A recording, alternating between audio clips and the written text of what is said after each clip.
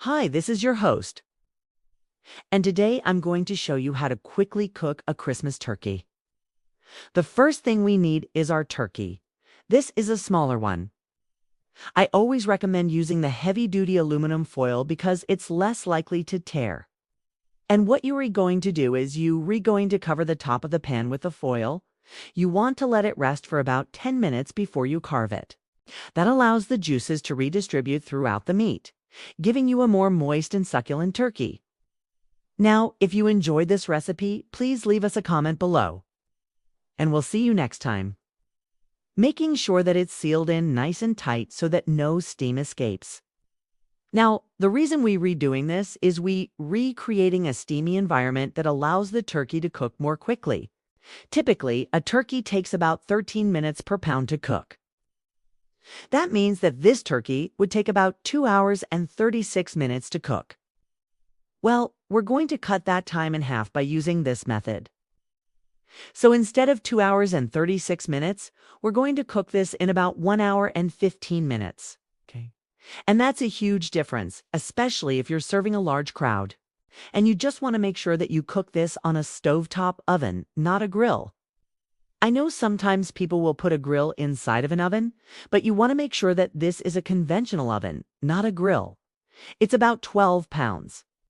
Then what we're going to do is we're going to reduce the heat to 325 degrees Fahrenheit.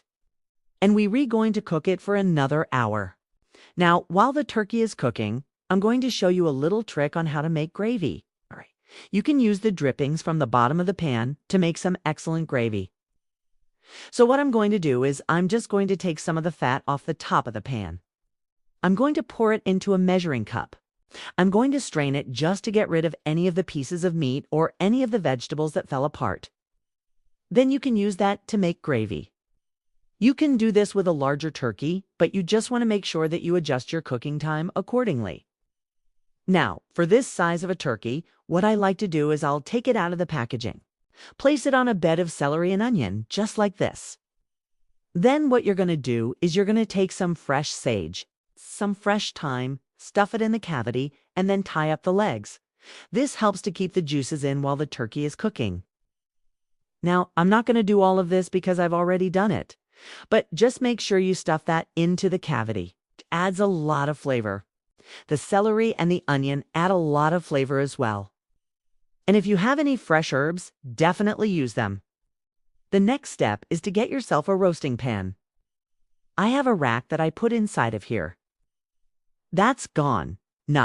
Help to elevate the turkey and allow those juices to drip down into the bottom of the pan. What you're going to do is you're going to take some butter. I recommend about 4 tablespoons. And then you're going to rub it all over the top of the skin of the turkey. This is important because it helps to keep the skin moist. And then it's also going to help to brown the skin. What we don't want is we don't want the skin to be white. We want it to be nice and brown. It's by using the butter that helps to achieve that. Next, you're going to pour about 2 cups of water into the bottom of the pan. Again, this helps to keep that moisture in. As the turkey cooks and the juices start to evaporate, this will keep the turkey from drying out. Now, there are a couple of ways you can do this. You can use an old-fashioned way of cooking a turkey, where you actually put a couple of cups of water, or maybe some broth into a bag, seal it, and then you put the turkey in another bag and you place that inside the roasting pan. So what happens is that the steam from the boiling water actually helps to cook the turkey more quickly, and it also keeps the juices inside of the turkey. Personally, I don't like that method as much because when you're trying to carve the turkey, it falls apart more easily. I find that cooking it this way gives you a better, more moist, succulent turkey. But you can try it both ways and see which way you prefer. Now, before I put this lid on, I'm going to take some aluminum foil. All right?